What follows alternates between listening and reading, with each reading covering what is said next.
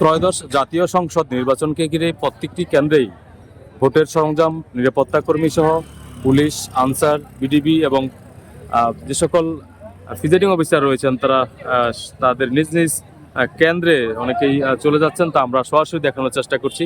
আমরা রয়েছি চাঁদপুরের হাইমচর উপজেলায়।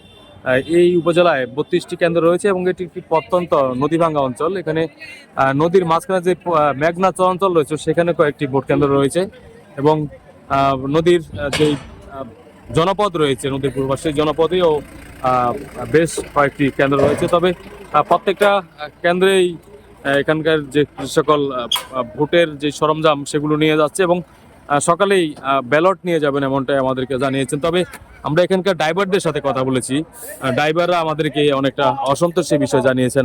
নির্বাচন সুস্থ, সবকিছু সুস্থ হইতেছে, কিন্তু আমাদের গাড়ির যে খরচটা, ওই খরচটা একটু কমিয়ে দিচ্ছে আগের থেকে। এখন আমাদের 2 দিন থাকতে হইতেছে এই জায়গায়। 2 দিনে আমাদের প্রতিদিন হিসাব করতে গেলে 200 থেকে 250 টাকা খরচ আছে, কিন্তু আমরা তেল লইতে গেলে আমরা নিজেরা খাইতে পারতেছি। তো আমাদের যে খরচটা, রুট খরচ, তারপরে আমাদের যে খাওয়া খাদ্যের যেগুলো আর কি টাকা পাওয়ার কথা, আমরা তো পাই না। যে 700 টাকা পাইছে স্যার, যদি আমরা 700 টাকা দিয়ে একবার তেল নেই আর আমাদের ক্ষমতা থাকবে না। তো আশা করি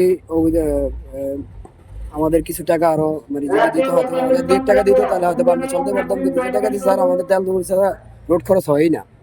মানে যে রোড খরচ দেওয়ার পরে আমাদের কিছু টাকা থাকবে না, খাওয়ারও কিছু টাকা থাকবে না। হয়তো বাড়ি থেকে আইসা আইনটা খাইতেই বেচারা কোনো আমাদের পথ নেই। আমাদের যে গাড়িগুলো ধরছে, যে যাতায়াতের খরচটা কম হয়ে গেছে। আমাদেরকে যদি আরো খরচটা বাড়িয়ে দিত তাহলে আমরা সন্তুষ্ট হইতাম। এটা সরকারের দৃষ্টি আকর্ষণ করছি আমরা।